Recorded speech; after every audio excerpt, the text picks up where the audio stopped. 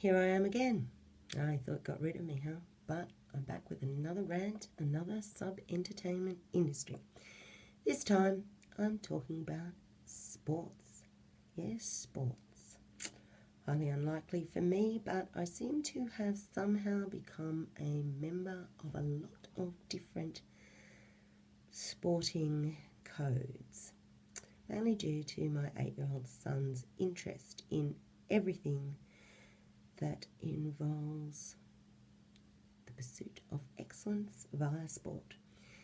Anyway, I went this afternoon to the Anzac Test, the NRL Anzac Test at Suncorp Stadium. Thank God I had my 8-year-old with me because his running commentary proved invaluable. I have no idea about rugby union. Yes, I am wearing the cap, which cost me, by the way, $30. $30 before I even made it through the front gate. Anyway, the game was originally scheduled to be played on Friday night. As we know, the weather really let us have it that night. So in an unprecedented move, the game was actually rescheduled.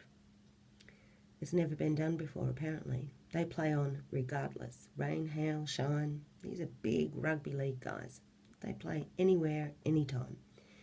Anyway, the rescheduling took a lot of people by surprise. The commentators, the spectators that had already arrived at the stadium, the guys in the corporate boxes who were already tucking into their corporate platters. And it's probably a good thing that they were able to reschedule it, because it would have been one hell of a financial headache for everybody. Suncorp Stadium, team management, promoters, sponsors, players, everybody, punters even, if they'd had to refund all those tickets. As it was, 32,681 people, yes, die-hard fans, turned up at the game this afternoon at Suncorp. I was really interested to look at the difference between how rugby league and rugby union operate when they put on a big show. I'm usually a rugby league, well, not a rugby league, I should say, fan. I'm more a rugby union person, although I prefer none of them, but rugby union if I have to go to anything. And I was a little bit disappointed. There wasn't anything very different about anything. There were slight differences. I couldn't really tell the breakdown of the crowd, although I felt like the only parkia in the place, in the section we were sitting in. But other than that, it seemed almost 50-50, Australians, Kiwis, the usual at those big Australia versus Kiwis sporting events. There was a big Australian flag and a New Zealand flag, and supported by military personnel in the field when we entered. The teams ran out, the crowds erupted with cheering for their particular team. The national anthems of each country were sung respectively. But then there was the crowd favourite and my personal favourite, the haka. The Kiwis went absolutely wild, as they always do. And then the game proceeded as the game proceeds. I really wasn't paying much attention. I was looking around and I was interested, noting things like how they film from one side of the field so they don't cross the line, which was pretty interesting. I noted all the things that they did to make this more interesting for TV viewing. I noted the camera buzzing around overhead on wires that I really hadn't noticed at any other game I'd been to. I'm sure it was there, I just hadn't paid attention. I looked at it from a completely different perspective. How people viewed this from all angles, whether they were spectators at the game or whether they were watching it from TV. And I could see the different things that they did. There was flame-throwing things every time one of the teams scored a try. There was the big KFC try board, which I really hate. I hate that sponsorship stuff flashing everywhere, and the KFC try, you just know that it's not going to be good for your team when that starts flashing. Anyway, I don't think I really noticed much main difference between the two codes, except at half time for this particular game anyway. They did have a Maori singer do a set, which I haven't seen at any Queensland Reds games. They also played a lot of sponsor ads on the big screen. Usually at the other games I've been to, they tend to play music. There's a lot more music at half time. Boppy tunes and latest hits and all that sort of stuff.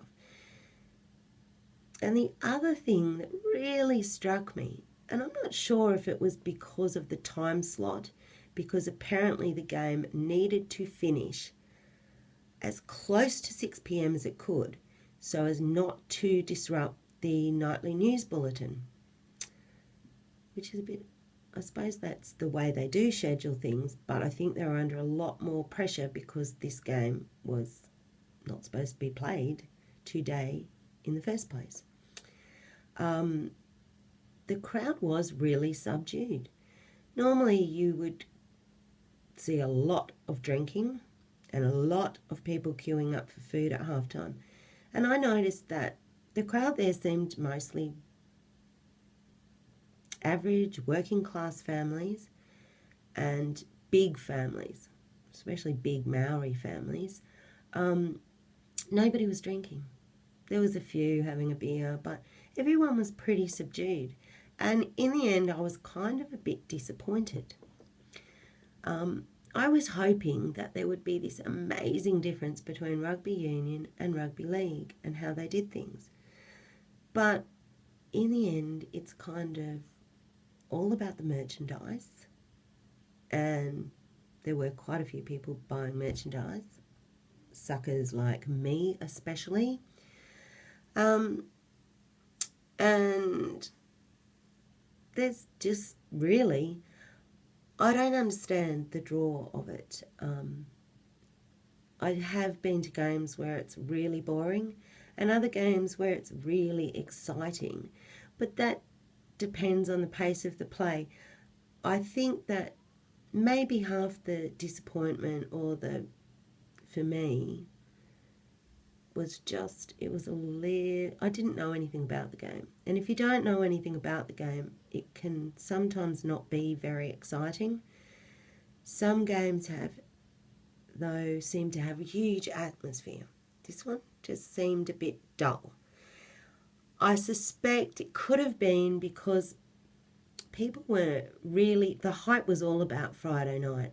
Everyone was talking about it. Everyone was going. Everyone was sitting around waiting to see if it had been cancelled or if they wanted to brave it and go out in that big rainstorm. And by the time it came to Sunday, it was kind of like you were waiting, and it happened, and that was it. And you went home, and you got to get ready for work on Monday morning, and you got to feed your kids, and it was a bit sad, really. And I noticed that a lot of the Australians left before the end of the game using the excuse that they want to beat the crowd. But probably more likely the fact that New Zealand, as is usual in these events, thrashed us.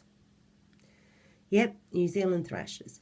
You may ask, though, why I'm wearing the New Zealand cap, and that's just because my son is Maori and this was the cap he wanted. Anyway, it was just all a bit dull. I'm not really sure. They still seem to pack in the crowds at these live sporting events, but I'm not really sure how they're going to keep that up because, once again, ticket prices. There's been complaints that the Queensland Reds tickets are too high, the State of Origin ticket prices are too high. These tickets, admittedly, were 3 rows from the front and they were only $20 each, which actually surprised me for an Australia versus New Zealand game. And it was a lot cheaper than the soccer, the Asian Cup that I went to not that long ago. But I suppose for a day out, $20 per person, if you take your own food and drinks, which you tend to do when you've got kids to feed, it's not really a bad day out. My son loved it. He had an absolute ball. And I suppose in the end that's what it's all about. And I'd rather he was watching live sport than playing sport on Xbox. So, I don't know. I don't know how I feel about this one. It's really interesting that sport is so huge and continues to draw in the crowds despite the skyrocketing ticket prices. But somewhere along the line, I really think they're going to have to step up that sportainment because, there didn't seem to be much sportainment at all for me today. I'm left feeling slightly flat. I just sort of couldn't wait to get home, put my feet up. Anyway, what more can I say about sports? It's just one of those things. You either love it or you hate it. But 32,681 people turned up, despite the inconvenience of the game being rescheduled. So it has to say something about the draw of sports. It really must, because it's really popular, and it's the way that some of the TV networks are even managing to keep their head above water. I mean, 9 is all about sports, 10's clawing its way, trying to get any sort of sport to stay on its channel so that it can keep afloat. So in the end, it's all really tied in, and you could see that tonight. You could see the way they were filming things. You could see the angles they were taking. You could see, and it was a bit annoying that we were sitting right behind the big camera, but you could see how that's all linked together. It's totally for TV viewing. They put on a bit of a show for the crowd, but in the end it's how they capture the game that people will see in their lounge rooms. And it kind of takes a bit of the edge off it when that's the main focus, because the big bucks are, for the rights to screen these events and these sporting events. So, yep, sounding a bit flat, looking a bit flat. I don't know what else I can say. So I'm not going to say anything at all. And I really hope this one satisfied the criteria, because I waited and waited, and I'm doing this vlog at the last minute because of the rescheduling of the game. So, that's it. That's me. Over, out, done. 3 vlogs and counting. But I don't think I did too badly. I'd make this a career. Thanks for watching. I'll see you around. Take care.